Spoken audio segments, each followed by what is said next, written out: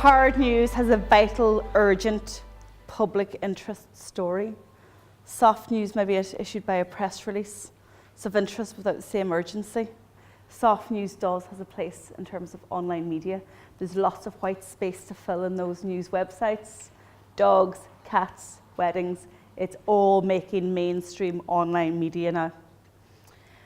Okay, so the traditional press release, the 5 W's and the H. Who is the story about? What happened? Where did it happen? When did it happen? How did it happen? Why did it happen? And a killer headline, 7 words or less. Be playful with it, be colourful. Practice makes perfect. With the press release, it's about getting to the point. And the reason that we follow the rules of the traditional press release is that actually, in fact, they are still relevant when it comes to online. Because would you believe that Google wants you to structure your blog post as the old journalist and PR person in me was trained how to write a news story. So they want a heading, they want a subheading. So any of you that have a blog, do you see the drop-down box that says heading, header 1, header 2, header 3, header 4, header 5? That's the reason. Start using them. It's creating, even for the eye to read, it's creating your heading, subheadings, and it's breaking up the article, so we don't want essays, okay? Killer headline, 7 words or less. Key message in the first paragraph, get straight to the point. The editor is going to read the heading. If he's still interested, he'll read the subheading. If he's still interested, he'll read the first paragraph. Make it newsy. Start reading a wee bit of news and try and get the journalist in you out of you and seeing what makes a good news story. Include a quote. Always quote a spokesperson from the company.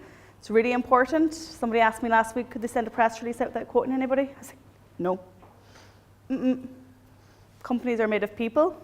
People by people. You always have to quote somebody. Provide background information, which might go in notes to editor if it's really long about the company, your background. But after the first couple of paragraphs, just a little contextual information. And then at the end, your notes to the editor. The company was set up in 1922. We're the longest established online education company. We provide this, that, our director is on the board of that. So all information that's not newsy, but it's contextual. Okay? A photograph with a caption. Always include a photograph with a caption. Okay? Really important. Don't ever assume that people will know who's in it. And there's no point in sending out a press release without having a phone number of somebody that you can contact to follow up with. Now, the online press release, making it ready for online outreach. Rich content. Copy your press release into the body of the email as opposed to an attachment. Journalists are very busy and they won't even double click. Okay? You've been warned. Make it ready for social sharing. So, as you're writing the story, if you're saying Joanne Sweeney Burke from Digital Training Institute, you hyperlink Digital Training Institute. Do you know what a hyperlink in a Word document? Insert hyperlink and you copy and paste the URL, the website address. So you make it ready for social sharing, that they can just copy and paste it and put it in, and it's all clickable. Because people who are reading the social web like to click. It's all interactive, yeah? It's bringing you on a journey. Add in your social media links, your blog links. Give video links, photos, caption, and attach the photograph, okay? Don't embed the photograph in the email, you have to attach it so that they can resave it. Have a spokesperson ready available. The new rules, media is social, rather news is social. So here are just some screenshots that I've taken on a Saturday. Okay, so that's the AirAsia plane and the team raising the tail of that. Highly visual. You know, you're scrolling down, as you said earlier, on your Facebook news feed, you're picking up on the news. There was a link to that. See the links up there?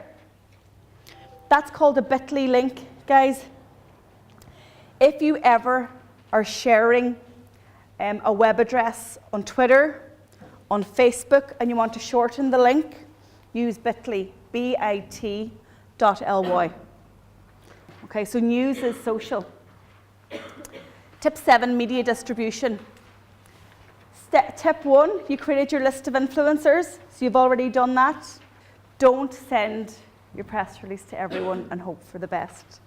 You'd have far better value maybe choosing one blogger, one journalist and talking to them and asking them if they'd be interested in guaranteeing publication. Be specific, be relevant, and be targeted. So don't be sending farming news to the business section or to the fashion section. Will you give an exclusive? You should know the influencers in your space. How are you going to distribute it? Are you just going to distribute your press release by sending an email? That's absolutely fine. You can use a press distribution service that I mentioned earlier. And sometimes what I do is I build social media newsrooms for clients so they have all their press releases, their social media feeds all on one page, and it's called as like a social media newsroom. It's just being creative with the news. Okay, so that's Media HQ. So you can actually publish your press releases on there. So that would have a list of all the Media Box press releases.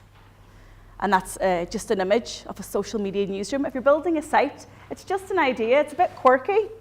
We could have our social media newsroom, and you click on it. You get all your podcasts, your photographs, blog, comments, social media. So it's just something new and something interesting and off its time. Media relations. This kind of goes for bloggers as well. When I send you your ebook, or Anya sends it on my behalf tomorrow, there's a nice infographic how to annoy a journalist. Sending a lengthy press release. Keep it short and sweet. Listing an elusive contact person who you can't track down.